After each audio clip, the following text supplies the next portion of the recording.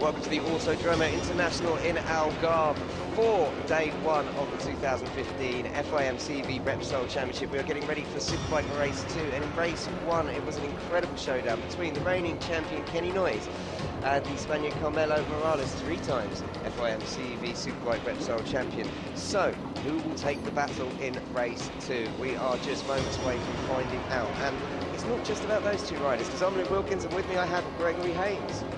You're absolutely right. We saw so much drama, didn't we, in the first race of the day, with Noyes and Morales really going head-to-head, didn't they, at the top of the standings, with Pietri from Venezuela on the podium, Silva and Rivas made their mistakes but fought back to the top 5. Hopefully without those mistakes we might have a closer battle.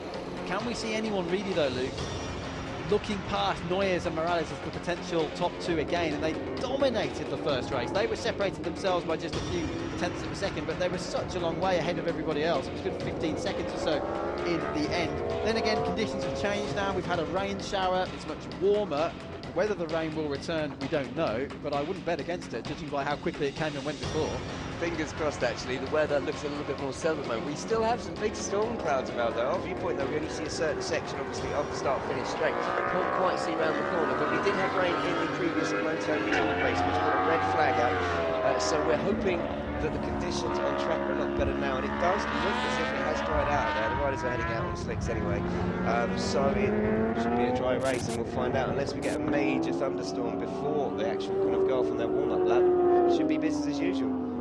Which could happen. Let's not hide from the I fact. tempted fate last time. I said, do you know what, we've been mentioning the weather in the morning, but we don't need to now. It's beautiful and sunny. Within 10 minutes it was raining, so yeah, I'm just going to not mention the weather again. We had a bit of a Michael Fish moment, didn't we, there with the weather, but well, actually at least he knew how to tell the weather. We got it not wrong, but it just took us completely by surprise, as it's done the last few days here. You get these localised rain showers. Here's Kenny Noyes then. Great start to the season. He sprung a surprise on Carmelo Morales to take the victory. Reigning champion. Morales is a 3-time champion in the Superbike class here of the CEV. Noyes did it last year, and Dennis Noyes, his father and commentator here for Telecinco here for Spanish TV, for the Energy channel in Spain, commentating here as well. He's a bit of a legend himself, isn't he, Dennis? But was telling us earlier on that no rider until his son last year, and he didn't tell him this at the time, had won the title in Superbike in the CEV, having not scored in the first race.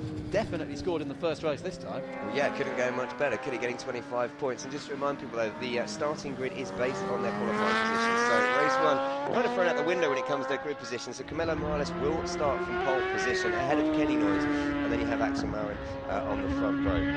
Yeah, there's a debate about that, isn't there, sometimes, and that should the sessions decide the grid for both races, or should you maybe start one race with the finishing positions of race 1, or maybe do a top 10 reversal or something like that. I know certainly in the British Touring Car Championship in recent years they've had a draw where they can reverse either top 10, 7, or get the order right, top 6, 7, 8, 9 or 10, to stop people finishing in certain positions knowing they'll be on pole for the next race. But certainly it's the qualifying sessions which decide the races at the moment. Let's take a look back then, earlier on today. It's now 10 to 3 local time, but this is back to 12 noon, so almost 3 hours ago now, and the first race of the day. Noyes got a very good start indeed from pole position, the green Kawasaki with the number 1 there, and was pulling away from the pack at this point.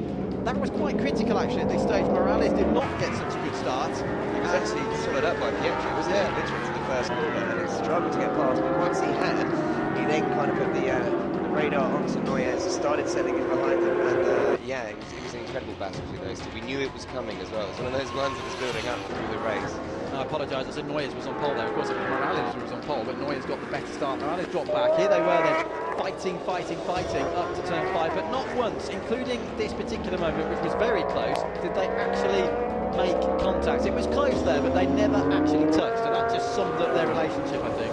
Yeah, a lot of respect between the 2 riders, as you know, a great rivalry, and there again, look, almost touching as Morales almost took Noyes' nose out just by taking the racing line. And as you can see, it was a great battle right to the finishing line. These guys were just going at it hammer and tongs, but safely, which is, I think, the most important thing. And Noyes, you know, would go on to take the race win by, was it in the end, the actual margin?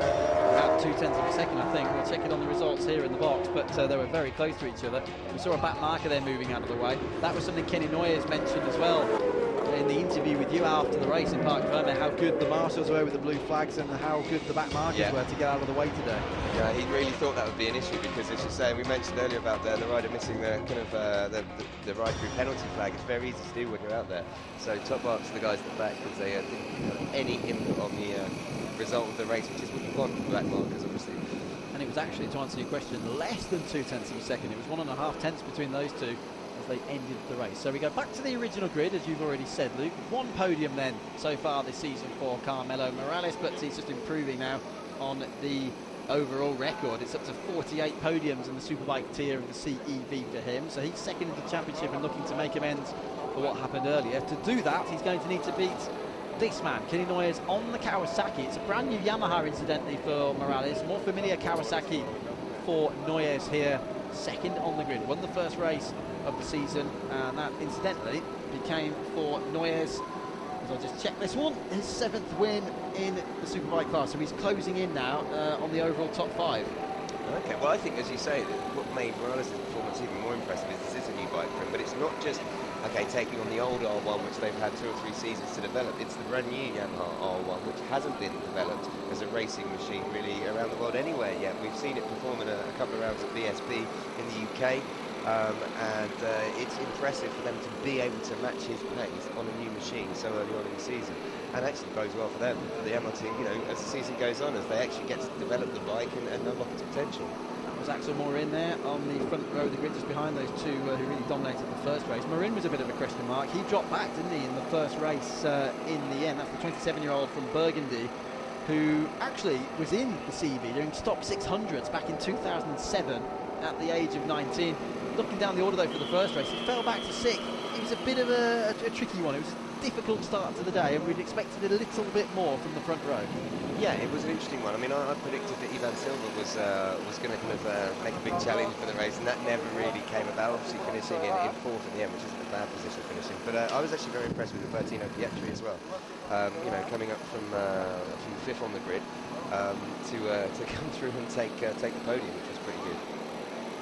Yeah, and don't be fooled, Pietri is not Italian, even though he sounds very Italian. He's actually from Venezuela, so watch out for him. He's the number 4, 29-year-old from Puerto La Cruz, and finished 4th overall in the standings last year. Here he is, 1 podium to his name so far. Great start to the season for the 29-year-old. So we move further across the second row of this very long start-finish race in this particularly large grid. Danny Ribas here, number 7. Now, he did make mistakes, didn't he? The Galicia rider.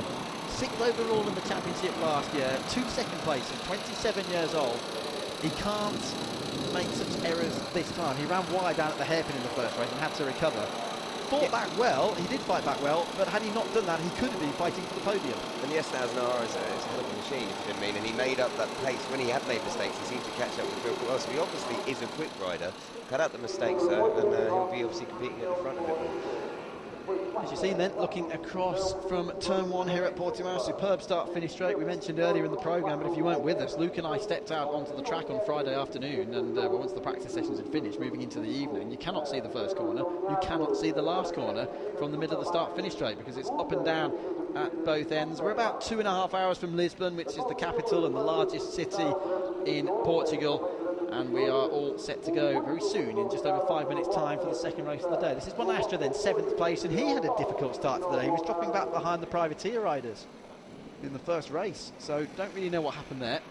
Starts 7th on the grid. Right behind him is Plarsson, and this is the leading of the privateer riders. This class is split, essentially, into 2, well, the category is split into 2 classes. So you've got the Superbike class, and then the Superbike Privateers class. So Plarsson may have 7 points, as you can see from the graphic, and 9 points and be 7th in the championship, but he's actually got 25 privateer points for that battle which will be going on throughout the season. The privateers do not need to compete in every race. They can come and go depending on their circuits and which is nearest to them, basically. Yeah, and Ole Bjorn Plarsson there, riding for the Norwegian Plarsson road racing team on a Ducati.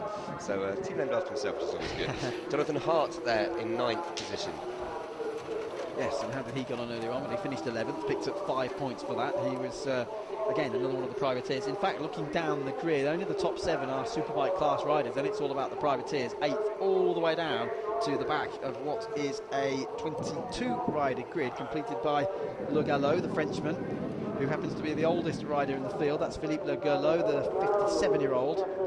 And that's the other end of the spectrum, really, isn't it? He's at the other end of his racing career, and he's now racing in the CV. He's having a great time, quite clearly, and who can blame him? I tell you what, if I was one of the 14-year-old Moto3 riders, I would be going around tapping up Kenny Noyes, Philippe Gallo, Cameron Morales for as much advice as I could, because it's a great example of what this championship is about. The best young talent, some of the best actual riders around.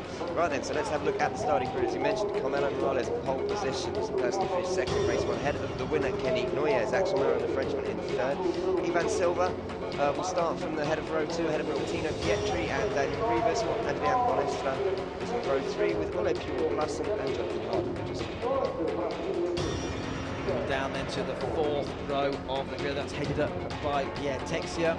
We've got Kuperinen, who was very quick in the privateer ranks last year. A point went to Doha early on with Al Saliti there. Can he get up into the top 15 again? Well, he starts there in 14th. He dropped back, had to fight back earlier on. And Chris Cotton starts 16th on the grid, and he was a real challenger as well in the first race, and actually did pick up the final point as he moved through. I apologise, in fact, the point did not go to Qatar. They swapped positions. I knew I'd been talking about them during the race. It dropped back, of course, because Al Saliti dropped down to 17th and Chris Cotton took the 15th place to score the final points. Well, correct, it's like that. No, but to be fair, it was a good race by Said Al Saliti. Do you know what I mean? He's not there to make up the numbers. The QMF, MMF Qatar racing team, obviously very prevalent in the World Championship as well, so they know what they're doing. And I think this race, while obviously we're going to hopefully see a duel between Noyes and Morales again, because that's what I think the fans will come in to watch.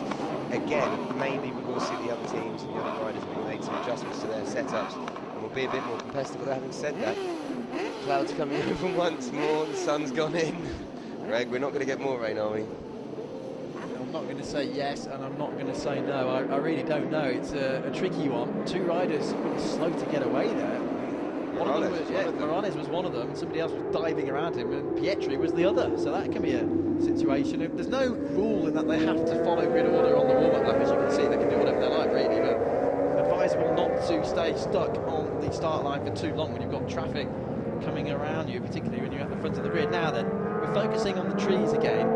Usually, and people laugh at me about this, when I start talking about wildlife, it's because we've got a red flag delay and I end up going on about trees and birds and squirrels and all sorts of other things. But it's a serious situation here because it's very windy out there, which is good and bad. It's blowing the clouds, the other rain clouds, away from the circuit, but there's other rain clouds heading in from the other direction. No, totally, and it's also obviously helping to dry the circuit, which is a good thing. With the sun shining down at the moment, you still see a bit of moisture on the track, though. Obviously, nowhere near wet enough for anything but sticks out there at the moment. But yeah, the wind is maybe because of the issue, just because of the speed at which the storms can come and go. I mean, we can quite easily see what we had in the Moto2 race. The storm just affects 2 or 3 corners on the track. And still see a red flag, but hopefully, things looking good out there for a complete 17-lap race for Superbike Race 2. We'll do our best to keep you posted as well on the weather conditions. We'll keep looking out of the window and making sure if there are any dramatic changes that we mention them to. You can see with the green flag in the background there, just look how windy it is at the moment. This is the run down, the roller coaster section, as I like to call it, from turn 11 to 12 into the fourth part of the lap. It's a 4-sector lap, as it is in the World Championship as well. And don't forget, this brand has been changed. This CEV brand has been changed somewhat in 2015. We now have the Moto3 Junior World Championship, and then the European Championship for Moto2 and Superbike, which you're watching now. Exactly the same race distance, so it's 78 kilometres, just under 50 miles of racing. It's a 17-lap distance for Moto2. Just to remind you, for Superbike, just to remind you, end of lap 9 would be the cut-off point in terms of being able to give full championship points away if, as we've just had in Moto2, we have a rain situation. We will see. Right, we've got the riders forming up on the grid just in front of us here in the commentary box. Nothing quite like the rumble of a Superbike engine, to be fair, as it goes past the window. That's probably what we thought the thunder was earlier. Yeah, no, they are, and it is sun that is shining down on the straight here at Portimao. So, touch wood, we will stay and have a dry race for the Superbike Race 2. And Carmelo Morales there takes up his pole position. Finished just behind Kenny Noyes, less than 2 tenths in race 1. And it looks like we are almost ready to go for here in race 2. Last race in the broadcast, last on the agenda today. There is a Kawasaki Z Cup race coming up later on. Certainly last on the programme for us as we get ready to conclude 5 hours of live coverage. It's been a superb start to the CEV in 2015. And there is Morales, Noyes and Morin again on the front row of the grid. Will Morales on the right there get it away better this time? Here we go. Pietri, see if he gets away. Noyes again with a great start. Morales is slightly better start, but still bogged down. You can see Noyes and Marin have gone past. So Noyes with the advantage once again. Morales must be scratching his head, wondering what to do. Somebody steaming up the inside and somehow managed to get it slowed down and not run into anybody on the apex of the first corner. So Noyes again pulling away from the pack. Where is Carmelo Morales? He's in there third or fourth place. So it's almost a repeat of race one. He's going to have to fight through once again, Luke. Yeah, Marin coming through and taking second place and third on the grid, and Morales being knocked down from pole into third position. But Noyes once again cleaning away at the front, and he'll look to try and get them, especially with Morales trapped behind someone right now. Yes, Noyes backing his way down there into the hairpin at turn 5. He's pulling away again. Morales is going to have to fight back. Is he up to second position already? Yes, he is. So there was obviously a mistake in front of him. He went into turn 5 third, came out second. I thought the guy had Marin in front of him, literally just under-braked himself into turn 5, and that was the case. So that means that Morales can now set about the Noyes, which is big news for him, because if he was going to be held up and give Noyes a 3 or 4 second advantage, it would be disastrous.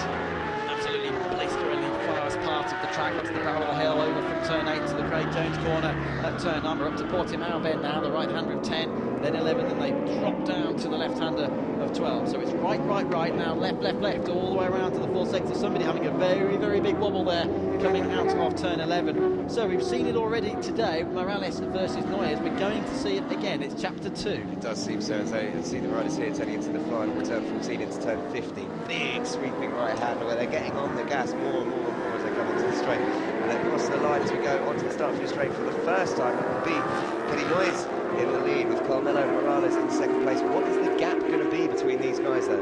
Here we go, we're about to find out. So lap 2 of 17 in round 1, race 2 for Superbike CEV 2015. It's Noyes, Morales, Morin, 1, 2, 3. The gap between the leaders is 0.3 of a second. Pietri is 4th, then it's Rivas. Bonastres had a good start and is 6th. Ivan Silva was 7th as they crossed the line. Cooper Iri's had a brilliant start. Somebody very, very wide here down at the first corner, losing a lot of ground. At least he's back on, making best use there of the fast run-off here at Portimao. Morales really closing on Noyes there. The gap was almost 4/10 when they crossed the line. It looks visibly smaller now. But again, I don't think these guys are going to try and really get into too much of a battle at this point of the race. They'll want to gap it. They'll want to make sure the fact that they are far enough away from the rest of the field if they can. Yeah, they're both very, very intelligent riders, aren't they, these two? They've been around for a long time, not just in the CV, but they've done World Championship races as well in the Moto2 class, including that horrible crash between the two of them at Catalunya. We talked about it earlier back in 2010. That doesn't sum up their relationship, though. They have a lot of respect for each other. They're very, very hard fighters, but they were very, very fair in the first race. You'd expect more of the same as Morales once again closes in on Kenny Noyes in the afternoon race here. And just behind from those guys, Axel Marin, who, as we said, got a great start to move up into second. Just dropping back from these guys now when they crossed the last time it was 1.3 seconds. I wouldn't be surprised if that's over 2 second gap now from the front two to the third place French rider. It's amazing how these two do it. They're really in the groove here at Portimao. Morales dominated proceedings last year. Pole position, 2 race wins, 2 fastest laps. As Kenny Noyes said to you earlier on, Luke, he just couldn't get it together, quite frankly, in this Portimao meeting last year. It was his worst of the year. He's certainly got it together now. Morales knows that full well, but he's right with him and maybe in a position to pass if we get down to turn 1. But there's no point getting too excited just yet. There's still 15 of the 17 laps to go in this race, provided there's no stoppage because of any possible rain. Over the line we go, and it's just under 4/10. And the good news is we have got bright sunshine once again here at Portimao. Well, in our section of the circuit anyway. I'm got a clue what's going on around the corner, unfortunately. But yes, it does let us cross the line. Pietri is 1.8 seconds back from Noyes at the lead. Marin, as we saw there, has dropped down. So Pietri taking Marin, as you said. We just saw Dennis Noyes Jr. in the garage there, watching on. That's the brother of Kenny, namesake of their father. Here is, as you say, Pietri up into third for the Venezuelan. Start to the season. He's kept himself very much out of trouble on the Yamaha. He's 1.8 behind the leaders, 2.8 ahead of the battle for 4th, which is really, really kicking off behind them now. Morin and Rivas, I saw one of them was wide coming out of turn 2, and that's continued all the way down to turn 5. So plenty of entertainment going on here. Look at it. This is the fight going on from 4th downwards. There are a number of riders involved in this, and that isn't that they're going to get the rest of them. So look, yeah, you've got everyone from Marin, Rivas, Silva, Bonastre, Bernard, Clark, plus all fighting out there. This can become very interesting. Yeah, Silva's ahead at the moment, so Silva's gone 4th on the BMW. Now Rivas then battling very hard here with the likes of Morin. So Morin's lost another one. Rivas has gone through as well. So, well, the looks of Silva as well. So Rivas has gone 4th, I believe. Silva is up into 5th position. And Morin is struggling exactly same situation as we saw from Marin, from the front row in the first race, but it just stresses, Luke. One lap pace is one thing, race pace is quite another. Totally, and as we were saying, it's so different trying to go out there and put a perfect lap together when you're surrounded by another 6 guys on big bikes taking up all of the track. So yeah, it's trickier to kind of pull it off from the race, and some people, you know, are just good qualifiers, some people are good race riders. Kuparinen, that's the number 5, the Finnish rider from Turku, down on the southwest coast of Finland. He is up there in 8th position, the leading privateer runner at the moment as they come through to start lap 4 and 7. Still a long way to go. There's your order then. It is Noyes for Morales, Pietri, Elise Silva in 4th from Rivas, and then it's Morin who's dropped down to 6th place. But Maestre is 7th, Kuparinen, as I say, is 8th, then the rest of the privateers battling hard for the rest of the positions in the points. Parson is 9th, he's just passed Jonathan Hard for that 9th place. Interestingly though, Noyes and Morales literally lapping almost identical times there, but the quickest lap of the race is actually Valentino Pietri. So the gap back to him is only 1.6 seconds. He could and is actually closing on the leaders. Could we see a 3-way battle for the lead in this race? That's stunning stuff. Pietri's just put in the fastest lap of the race so far, a 47.5 for him, 47.6 for Morales, 47.7 for Noyes. So the guy behind in the top 3 is always quicker than you. They're going to start concertinaing and bunching up at the moment. He is visually closing that gap even more. I'd say he's taken another couple of tenths out already. So it's interesting to see what the gap is between Morales and Pietri across the line. Right, well spotted, Luke. Good well, game on. There's the number 4 then on Pietri. That's why I'm watching him. Experience aplenty for the 29-year-old from Venezuela, and there you go, he's closing right in. I wonder if Morales is going to have a look over his shoulder at some stage, perhaps when they come down the start-finish straight, just to see how close he is behind them. And this is where the team tactics will come into play as well, because of course Morales will be shown the pit board by the Leclerc team, just to let him know Noyes may be right in front of you, but Pietri is catching you both. And if they were just going around and Morales was thinking, well, I can just relax behind Noyes, he's now going to be thinking, actually, I'm probably going to need to take him and pull the pin, because especially the fact that Pietri is on the same bike, he's on the Yamaha. Oh, and a massive moment for Pietri. He's really pushing it. He knows he's catching them, and a big wobble coming through the very long turn 15. There's the pit lane entrance there off to the right-hand side. And just to say one thing, although Robertino Pietri looks like he's actually the teammate of Morales, they're not. They are on different bikes. Team Stratos Yamaha is Pietri, while Morales is the Yamaha Leclerc. Yeah, very similar liveries. I mean, look at that there from the wide shot. It's so easy to get the confused, as I did, I think, didn't I, once in the first race. I did the same, though. So Silva's 2.8 seconds further back from Pietri. Silva is still 4th, and that was him there on the white bikes. Here they'll come through the shot. Pietri 1.8 behind the leader. So that time the leaders responded. It was a 47.7 for the 2 at the front, 47.9 for Pietri. Let's just see how that fluctuates over the next few laps. At the moment, Noyes and Morales are quicker than Pietri, who is 3rd. But they are the only 3 riders lapping in the 147, so it's clear that these guys are going to break away from the rest of the field. It'll be very interesting. I'd love to see Pietri closing down, because that adds an extra dynamic to the Noyes-Morales battle. Personal best lap for Rivas, by the way. Danny Rivas, the number 7 in 5th place from Galicia. He's closing right in on Ivan Silva. Very experienced rider. Silva actually won this Superbike tier at the CEV back in 2011, so 4 years ago now. Quite right, they were concentrating on the battle at the front of the race here between Noyes and Morales, but all sorts going on behind. Really good battle, actually, at the head of the privateers field between Iki Kuponainen and Ole Bjorn Plassen and Pierre Texier. They're in 8th, 9th and 10th respectively at the moment, with only 2 tenths of a second even separating all 3, so yeah, battles throughout the field. This really is one of those psychological battles, isn't it, more than anything here at the front. It's really interesting just to compare the styles as well of Noyes, the American adopted by Spain on the Kawasaki. Then you've got the Spaniard himself, Carmelo Morales, who comes from Castilla del Valles, just outside Barcelona. So both very much Barcelona men. One of them on the Kawasaki, the other one, as you say, Luke, on the brand new Yamaha. And they're just being patient. They're pulling away from the rest of the pack. We'll give you the gaps now as they cross the line. It was 1.5 between 2nd and 3rd last time round. Pietri's now 1.9 behind. That just shows how clever these two are.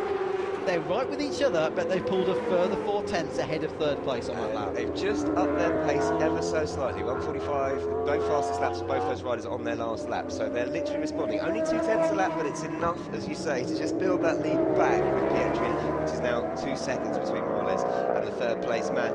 Kenny Noyes and Morales, they seem to have this pretty much not under wraps. That's much too early to say that in the race, but they have under control, definitely. Battle going on there between Silva and Rivas, who I believe have just switched positions. Silva was ahead of Rivas as they started the lap. I believe Rivas may have moved ahead of him now. Let's have a look. Rivas is the number 7 bike. Here they are into the left-hander of turn 5. The leaders looked closer than they had ever been at any point so far in this race as they tipped it into that particular corner. And they are right, I think. Rivas has passed Silva and he's up into 4th place. Here they are.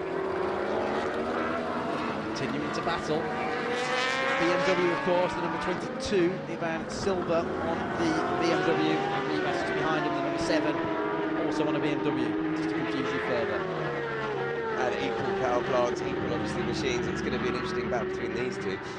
Silva, I had real high hopes for him from the start of the race. I really thought, I know he had a great season last year, I know in qualifying it was good, so I thought he would be really challenging Noyes and Morales at the front, but it's interesting to see that Pietri is the rider, if there is going to be anyone to do that, not Silva. So we're coming through to start the 7th of the 17 laps here. It is still the number 7. Yeah, he definitely has moved ahead. I was doubting myself, I must say, for a moment there. First event of the season. We were checking the liveries, weren't we, to see if he'd moved ahead. Do you notice how I didn't say anything because I wasn't sure? But it is indeed Rivas ahead of Silva at the moment, but that might change back again as the two BMWs make their way around the right-hander of turn 15. Incidentally, a lot going on in... So he's fainting though. He's definitely thinking about Kenny Noyes. It was 2.5 tenths between them as they started the lap. There's still a long way to go there here. We're only on lap 7 of 17, as you can see at the top left now, on the screen. This is really interesting. Now, we were told earlier, weren't we, by Dennis Noyes, that after lap 6 you see the times drop off. They were both almost half a second, or more than half a second slower that lap. So are we starting to see that kind of tyre wear just starting to play into it? Yeah, and it is a little bit warmer, isn't it, in terms of track temperature than it was earlier on as well. We said we'd keep you updated on the weather. Well, we're looking out of the commentary box window. It's still distinctly overcast, but there are little bits of blue sky breaking through. It looks a bit like a Van Gogh painting, doesn't it, with blue sky between dark clouds. And that's the situation. Look, on this picture, you've got blue sky in the background, then it goes dark. That's how it is here at Portimao. It's very, very strange. It certainly throws a spanner into the works in terms of the racing, doesn't it? I mean, looking at the rain in the background, you're right, it seems that the circuit here has its own little microclimate, because we're constantly every day seeing, and not just thunderclouds, but actual rain bypassing the circuit. So let's hope it stays away, because I think we're in for a treat with these guys in the front once more. Yeah, this is really, really simmering. It's a bit like the volcano waiting to erupt. Let's hope it does erupt. We don't want any real drama, but we certainly want some passing and some excitement. I think we can be absolutely sure it will happen. They all know down on the pit lane gantry, the Noyes camp looking out of our window here to the gantry, they're all just there. They're calm. They know Morales isn't going to do something stupid because they're both very, very experienced riders, but we know it's only a matter of when rather than if Morales pounces on Kenny Noyes. And it is so interesting just watching their riding styles. Two incredibly successful riders, about the same age. I think Noyes is 34 and Morales is 36. They've been around, won championships, and yet they have really completely different riding styles, which is very, very impressive to see. And obviously on different machinery. The Yamaha may be able to turn a little bit better than the Kawasaki, but the Kawasaki's power down that straight, as we know, is pretty impressive. Look how close they are, despite the Kawasaki power. Morales got in the toe that time and was right with him as they braked for the relatively tight right-hander of turn 1. It's through 2, now into the Lakes corner, the Lagos corner at turn 3. Flick it left, this is sector 2, turn 4. Climbing up over the brow, drop back down the other side to the left-hander of 5. You've got the short version and the long version of the track. The long version, as you can see at the bottom of the screen, is where the cars go. We take the shorter loop with the bikes. Now then, very distinctive line this time, and you get the feeling Morales could attack into turn 5. Noyes has a much wider line into there, and unless he gets defensive, he does leave that door open, which at the moment we did see, didn't we, at the last race, where Morales actually took him, and as Noyes came back onto his apex, he had to stand the bike up. So I think that will be one of the big passing places. Maybe the penultimate lap will look to do it and try and maybe just go out and break it with, on the final lap. That's just really... Could be a plan though, and you're right there, Morales is going to have to be patient. It's going to be a test of strength of the character of Carmelo Morales, isn't it? If he can just sit behind Noyes and not spring a surprise. It must be so tempting to dive through and take the lead of the race. He might just wait till the death. This in the meantime is Robertino Pietri, who's 2.8 seconds further back. Make that 3 seconds behind the leader, but 2.8 behind second place, running around in a very lonely but very strong third place. They are lapping him about 4/10 of a second quicker than Pietri, but I think if you go back, obviously you have Silva in 4th, Daniel Rivas now down to 5th. The battle for 6 is what I'm looking at. Adrian Bonestre, Plassen, Maurin, Texier, Kupalainen, all within less than a second. That's pretty impressive. And these two are still at it as well, the two BMWs. It's Silva, number 22, ahead of Rivas. Now, you may remember Silva did some World Championship MotoGP rides a few years ago. Danny Rivas, number 7 from Galicia, and Silva himself, 27 from Barcelona. Over the line they go. We're starting lap 9 of 17, and there in the background is the battle Luke's talking about. It's incredible. They're so locked together, and it's the battle of the privateers. But again, Morin, as you say, who started on the front row, is dropping back as the race progresses, and now he's mixing up with the privateers. We've lost the number 16 apparently over at turn 4. in an incident. So out goes the number 16 of turn 4, which is the left-hander coming up towards the VIP tower. I must say I'm confused, Luke. There's no number 16. There is no number 16 on the World Superbike, the CEV Superbike entry list. So now it's been updated as turn 5, which is the hairpin. Now we just need to see who the number 16 actually is. So a mystery rider has crashed over at turn 5. But let's just keep an eye on this battle for 6th between Bonestra in 6th and Jonathan Hart down in 11th. 2 seconds separating all of those riders, and I think, as I say, those guys are going to be changing positions much too quickly for us to keep up with almost. Tension in the battle for 4th. It's Silva versus Rivas. Just going through the timing screen here in the box to see if we can find out who it was who actually did drop out of the race. We'll let you know if we get any further information on that one. So there may well have been yellow flags down at the left hand of turn 5. That's the hairpin which weaves around the outside of the rather spectacular VIP tower here at Portimao. Glorious track. It was put together and finished in 2008. And just something quickly on that last lap, Robertino Pietri, half a second quicker than Morales and Noyes. So maybe again, now they've got the 2 second buffer at the front, the guy's relaxing, and Pietri putting in a very quick time, 1:48.0. From a neutral point of view, wouldn't it be fantastic if he actually caught them at the front? I know it's a long shot, and the likelihood is it's not going to happen, judging by what we've already seen in the race and by what we saw in the first race earlier on today. That gap is down to 2 seconds. He's taking half a lap, almost a second. That's pretty impressive. So we're still 4. There's Rivas right behind him. You get the feeling something's got to give here as well. What sort of lap times are these two doing? Well, they're only 2/10 or so slower than the leader, so it's still competitive pace. But of course, what the leaders are so clever at doing, and we've already talked about this, Noyes and Morales have pulled away. There they are. There in the background is the blue and white fairing of Pietri, and again we're seeing such a distinctive line. Noyes carries more speed into the corner. Yeah. But then Morales closes as they get into the second half of the left-hander. It's almost like Morales is doing the whole turn it round and squirt it out, where Noyes is much wider, almost a Moto3 line through there, trying to carry corner speed. It is incredible because it also looks like Morales is able to turn his bike a lot tighter than that, maybe because he's not carrying as much corner speed. Talking of corner speed, look at that. Remarkable, down at the left-hand of turn 9, and then they deflect back up the other side to the Portimao corner, turn 10 and 11. Back marker ahead. Blue flags will be going out. He's cleaning out of the way. Great stuff there from the flag marshals and by the back marker. Yes, that's the Gallo. It may well be the case. Certainly one of the back markers anyway dropping down there. And here is the situation in the battle for the lead of the race. We've just passed, by the way, the 50% lap threshold, which is important because if we did have a rain shower now and they had to stop the race for safety reasons, we would have full championship points given out. So we continue to concentrate on this battle at the front. Where is he going to spring a surprise? We know he's going to do it. Yeah. Where is it going to be? I don't know whether you want to stick your neck out and have a go. I'm going to say turn 5 again, just because I think he really fancies himself for that. I'll be very interested to see what the gap is now between Morales and Pietri. Has he been able to close it anymore? No. It's actually 3/10 that Morales and Noyes. So once again, they've responded. 1:48.3s, while Pietri's done 1:48.6. So it looks like they are just controlling the race at the front, getting messages from their pit board. When they need to put in a quicker lap, they'll do it, conserving their tyres as much as they possibly can, purely just for the battle. They'll know it will be coming. Now I'm guessing he'll make the move on the penultimate, or he's going to wait till the final lap. I don't know, it's a tricky one, isn't it? Because is he going to come through on the penultimate lap but then allow Noyes to get through again, or is he just going to wait right till the end, dive through somewhere? But of course Noyes will know he's going to try and do that. I don't know, Luke, it's a tricky one. I think due to the lines Noyes taking especially as well, it's going to be harder for him, if that makes sense, to dive up the inside of Morales. It's what easy it is for Morales, because Noyes, as you say, likes the wider sweeping lines. So yeah, it could be very interesting for them. Look back, there's Pietri, as you say, in a rather lonely third place. He's almost 5 seconds ahead of Silva in 4th. Silva and Rivas still involved in that battle, and that is down to just under 3/10 between them there.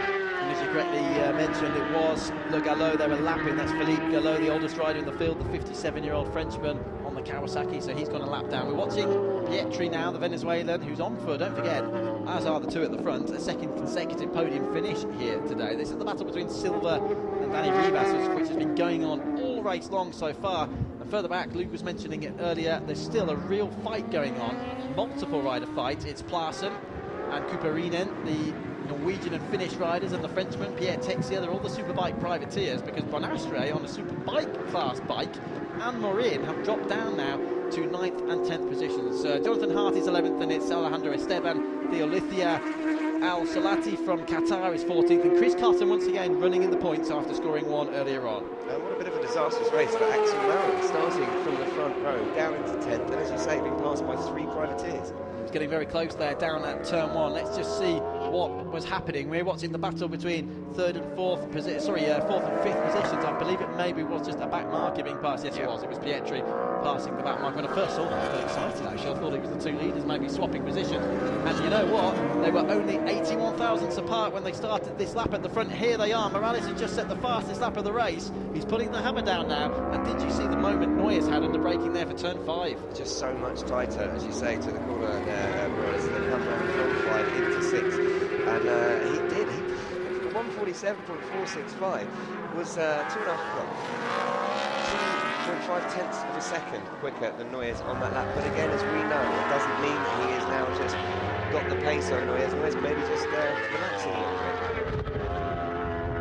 This is at the top end of the track. Where is he going to pounce? There's the gap, bottom of your screen, just 800ths of a second. In terms of the record, by the way, race that record here from Morales was a 45.4 last year, so it's quite some way off that, isn't it? And I suppose that's a lot to do with the conditions this weekend, and also the tyres are very different this year, Luke, in the Superbike class. Massively different, as we know, as we were saying. The Michelin's this year is kind of like a stock tyre for the whole class. Last year they were using tyres, I think, rather different, more in the eye to the development for the World Championship when they take over in 2016. So around the right-hander of 15 at the end of the lap. We're coming through to start lap 13 of 17. There's 5 to go this time, and the gap between these two, bit of a wheelie there over the ground for Morales is just over 2 tenths of a second. This is almost a carbon copy of the first race. Pietri's now well down, isn't he? 5.1 behind, and another fastest lap from this time Kenny Noyes, a 47.3, which is 2 tenths quicker than Morales. He's responding. Just to say as well, Noyes and Morales both 147s there, and Ivan Silva got a 148.988. The rest of the riders all in 149s pretty much, so or much slower. So those guys are in a class of their own. There's no denying that. Pietri does seem to be dropping back a little bit slightly now, second half slower on that last lap than Morales. But oh, look at that. Sorry to interrupt you, but the real drama going on. This is that battle you've been talking about for 6th, 7th and 8th position. Somebody being completely shoved off the track. I don't know whether that was Texier or Plarsson being pushed off the track effectively there around the right-hander at turn 1, but it's all changed in the fight for 6th place. Look how many of them are locked together, and quite interesting here. You've got a mix of Superbike privateers and Superbike class riders all locked together. And it looks like Texier is at the front of the... Oh, and another big moment for one of the riders coming through there. Yeah, these guys are really locking horns, aren't they? And it does seem like Texier is in the lead of this group, but you have 6 riders, I believe, within the second 2 seconds of each other. So this is definitely heating up around the battle for 6th. Right down to the Craig Jones corner again. You really could throw a blanket over this side, couldn't you? I really don't know. I want to predict who's going to finish in 6th place, which is great stuff for us because we're getting some real fighting going on up towards the right-hander at Portimao corner again. You can hear the wind being picked up by the microphone. So as you can see, it's Texier, Plarsson, Marin and Couperinen who we're watching. They're all Superbike privateers of those 4, apart from Axel Marin, who, let's not forget, started on the front row of the grid on the number 89 Kawasaki. Yeah, he's definitely got sucked back into this battle, which you didn't kind of expect from him, but you know, these guys, it's interesting because when they are going at it like this, as you said, it's very, very hard to get past riders. When there's a big group, it's hard to put in quick lap times. So he'll be frustrated to be back in 8th position, especially behind 2 privateers, but he's got a hell of a battle in his hands to get past them. Certainly, as you can say that again. Coming through then to start lap 15, well 14 I should say now, 4 to go. We're watching this battle still going on. There was Plarsson just coming through the shots. It wasn't Plarsson who got pushed wide, it was Couperinen who got pushed wide. The number 5 was off down at turn 1. So, oh, and here's the leaders now then. Is Morales at the inside? Yeah. Yes, he is. Very, very early move this time. Noyes may have just set the fastest lap again, but for the first time then, with just under 4 laps to go, Morales hits the front. Be interesting to see what he tries to do here. I'm guessing he's going to try and pull the pin and try and break Noyes if he can, but as we saw in race 1, it's not going to happen. Right, let's have a look. Oh, hang on, is that... Yeah, that's a mistake, isn't it? That's a mistake from Kenny Noyes. Almost lost the front end there. It looked under braking. Now, we had this situation earlier on. He did not allow him to get away. I'm sure you're right. He is going to try and pull the plug, but is Noyes going to let him? Morales leads the way. Noyes is looking to make it a double. Did he do the double last year, I hear you ask? Oh, yes, he did. He did it at Motorland very early on in the season. Then he took one more victory at Barcelona, which is where Morales crashed badly and broke both of his ankles. Noyes did not win a race again then for the rest of the season. Morales missed the Albacete round, came back and took 4 victories in a row. Navarra, 2 here in the Algarve and 1 in Valencia, and they finished the season, despite Morales missing a couple of races, only 14 points apart. And just reminding you, as we're obviously watching the battle with the leaders group here with Noyes and Morales, Pietri is in a pretty lonely 3rd position, another 6 seconds back. But then Silva and Rivas, they're still getting up, just 1/10 of a second separating those guys in 4th and 5th place.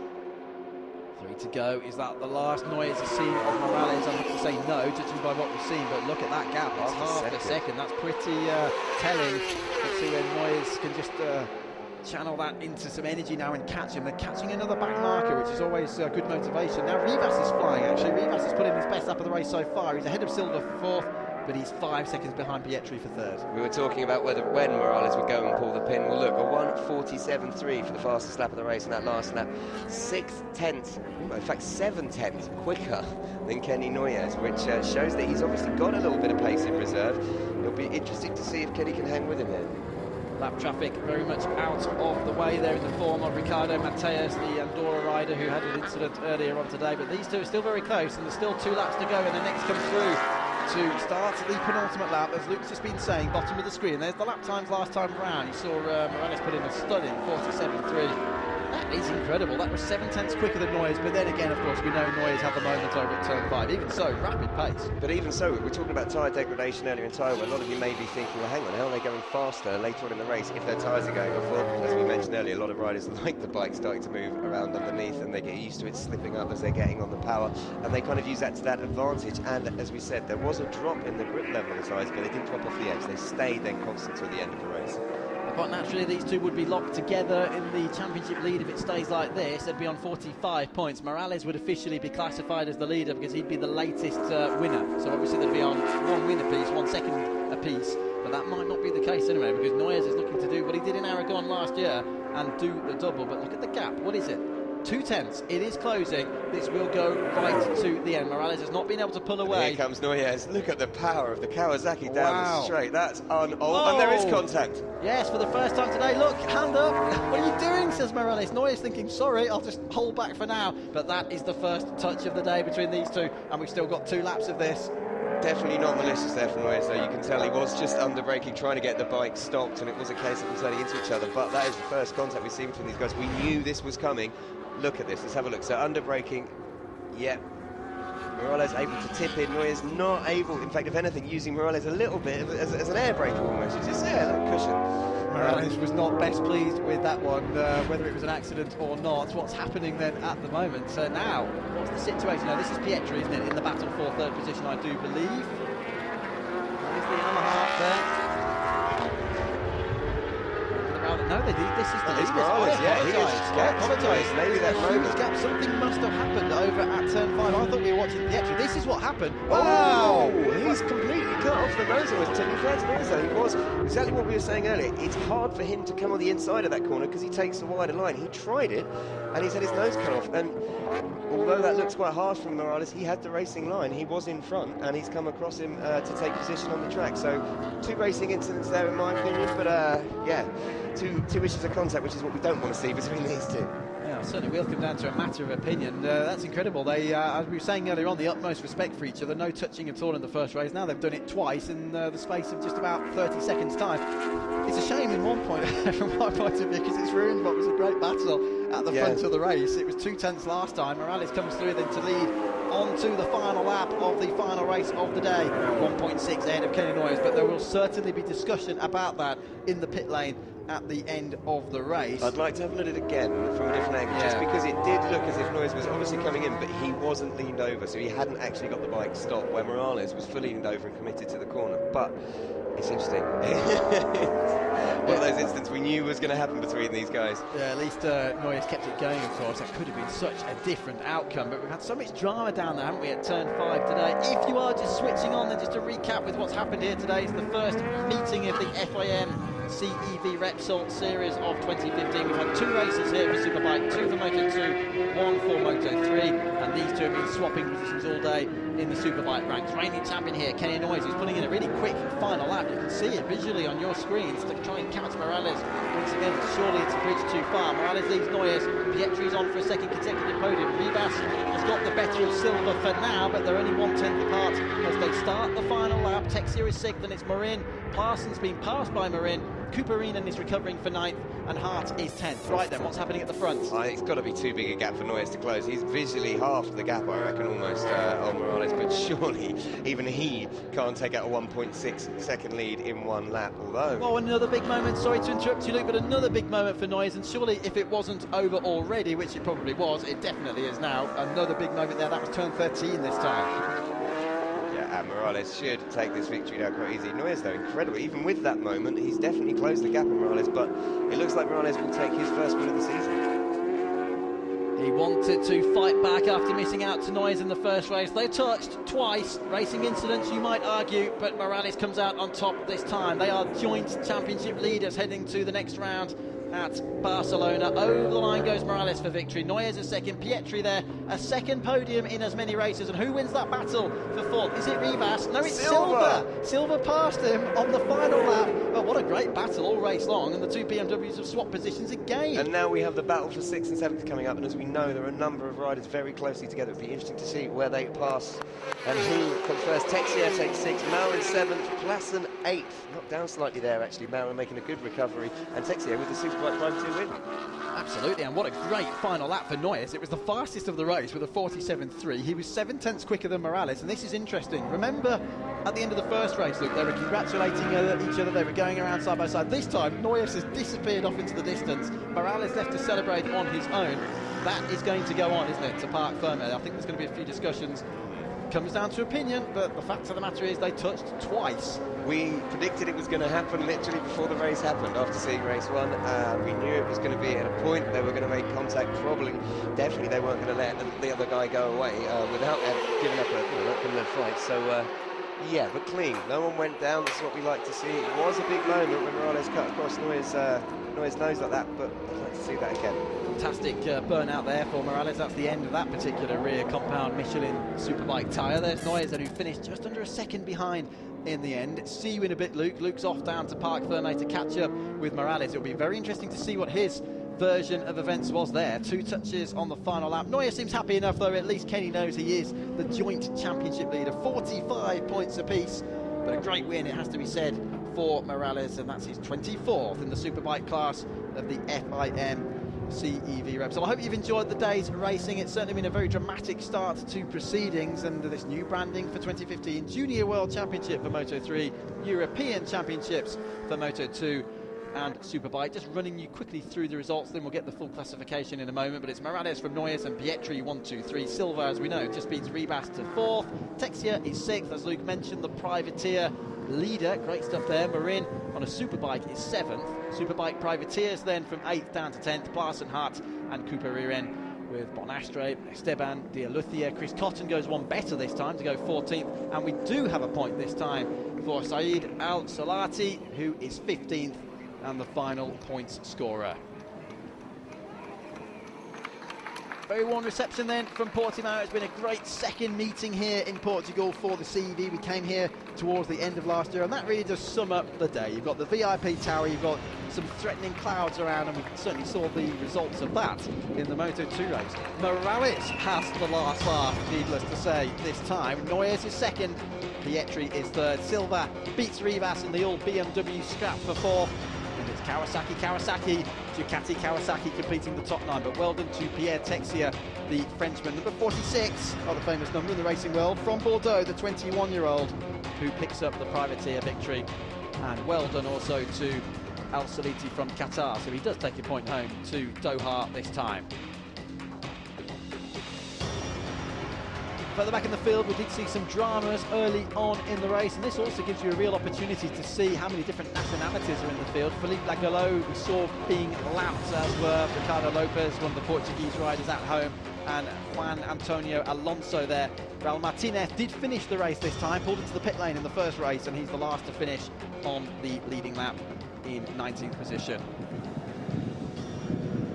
Well, he's 3 times a champion in the Superbike ranks of the CEV, 2008, 2009, 2012, and even when he's not been winning titles, he's been so close on so many occasions, has Carmelo Morales. He was the runner-up in 2006, he was the runner-up in 2007, 2013 and 14 for that matter, only missing out last year by 15 points despite having missed 2 races after breaking both of his ankles in a horrible crash at Barcelona. And would you believe it, it's all gone calm, blue skies on the left, and we did have a few rain showers at Portimao to really throw a spanner into the works. It was nice in some ways to see a bit of drama in terms of the weather. Nobody was hurt, we didn't have any incidents, which is the last thing we need when we've got rain coming down. And watch the Moto2 race back if you want to know more about the rain here today. But it's all about Morales and Noyes in Superbikes. Let's see whether there is any discussion between the two of them at Parc Fermé about what happened there on the penultimate lap of the race. They touched at turn 1, which was certainly unintentional.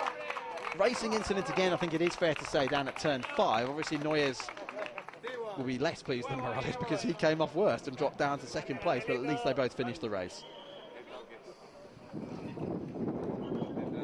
Certainly no dialogue between the riders yet. Pietri will be in there as well. Summoning Morales over there to the television camera. Luke Wilkins will be down there in Parc Fermé somewhere as well. In the gaggle of people, we'll get words from Morales. First victory of the season, and a real season campaigner now in the CEV. It's his 24th victory, his 49th podium finish, so he could well be making it the magic 50. No rider's ever finished on the podium 50 times in the Superbike ranks of the CEV. He could do that next time out. Quite a gap now for these guys. We'll have a Moto3 race for the CEV at Le Mans in France on the 16th of May, but for Moto2 and Superbike they'll have to wait until the 21st of June when we regroup in Catalonia. Luke is down there, well done.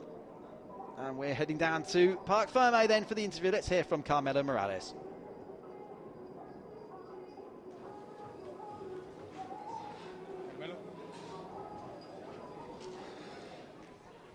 Carmelo, congratulations on the race win there in race 2. Talk us through that battle with Kenny. Bueno, estoy muy contento porque de una carrera a la otra hemos mejorado mucho el setting de la moto, ¿no? Y la goma nos ha aguantado algo mejor y las últimas vueltas he podido adelantar a Kenny y hacer mi ritmo, ¿no? Y bueno, los toques con Kenny, pues es que no sé bien qué hace. Si se quiere meter, que se meta, o sea, que no se quede ahí. Es que parezca que me quiere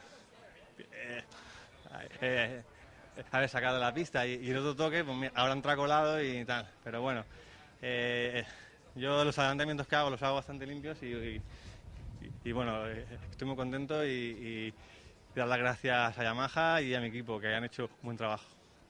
Congratulations and thank you. Gracias.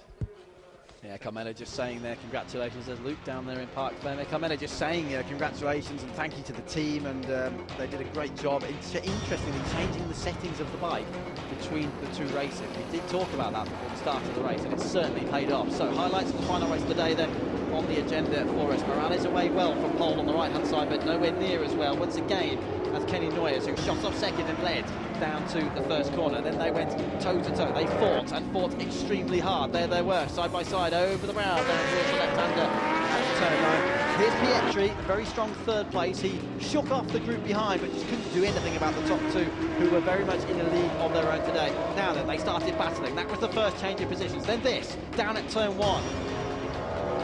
Morales reacting to that, and then bang, over at turn 5. How on earth did Kenny Noyes stay on that Kawasaki? The rear wheel was off the ground, and great to see there. They did congratulate each other on the slow down lap.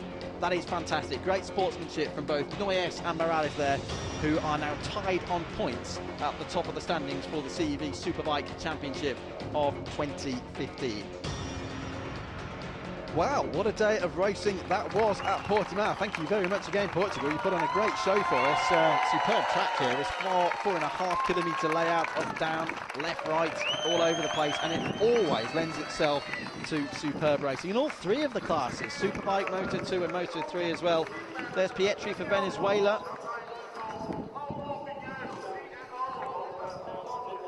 Of course, the leading privateer runner up there as well, as we mentioned before, and that's what they do in the podium ceremony. You have the Stock 600 leader in the Moto2 race and the privateer leading runner in the Superbike race. Luke, slightly out of breath, I can imagine, has got his way back up from Parc Fermé to the commentary box to enjoy with us the podium ceremony.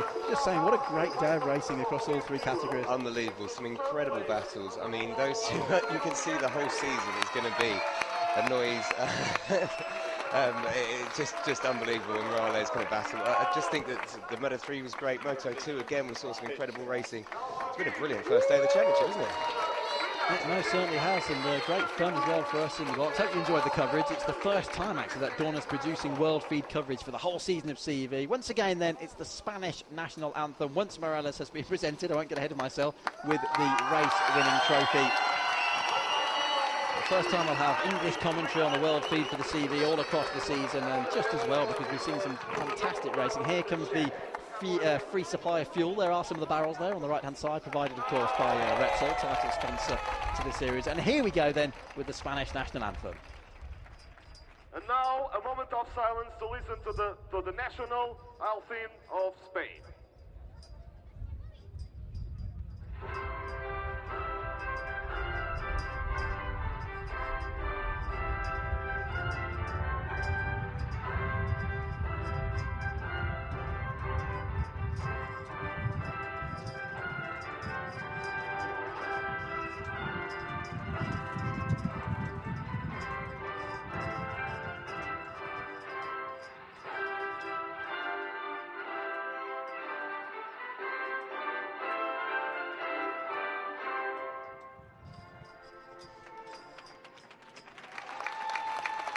He's done it then. Morales fights back to beat Noyes this time. They're joint championship leaders now. Great to see Pierre Texier up there as well as the leading privateer runner, and that privateer battle is going to go on and on all season as well. And well done indeed to Pietri there, the Venezuelan rider. Oh, are we out of cover? Yes, we are.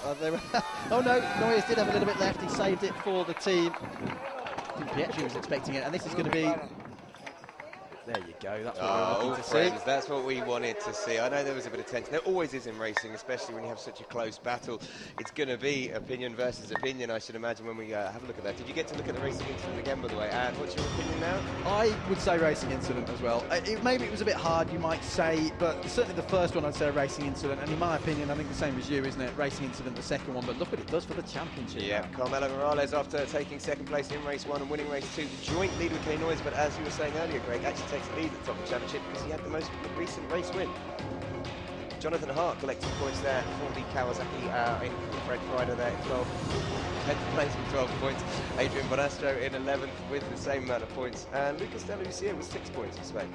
Yeah, good to see that Al Solati of Qatar did score a point there in the final race of the day. So 16 riders it was, so pretty much the same 15 almost were in the points in the 2 races. Just the one difference there. Solati got in the second race of the day, but still a lot to fight for. If you go online to the CV website, by the way, as well, you can see the full standings for the privateer riders as well. Don't forget as well to follow CEV Motorcycle, the official Twitter feed of the FIM CEV Repsol, and that pretty much brings us to the end of our coverage. We've had 5 remarkable hours of live racing action. We've had a little bit of rain sprinkled in there as well, and the CEV now moves on to a sole race for the Moto3 class at Le Mans in France alongside MotoGP on the 16th of May, and then all the categories are reunited at Barcelona on the 21st of June. I can't wait. I don't know about you. It's going to be incredible. If today is anything to go by, what a season we are going to have in Superbikes. We've got Noyes Morales, we've got the Moto2, which is, I think, just going to build and build and build. Pons looking very promising there as well. And then, of course, Moto3 with all the young talent in the world. There you go then, that's the first round of the 2015 FIM CEV Repsol. Chapter 1 draws to a close, and it will continue for Moto3 at least at Le Mans in France next month. From Portimao though, from Gregory Haynes and Luke Wilkins, it's bye for now.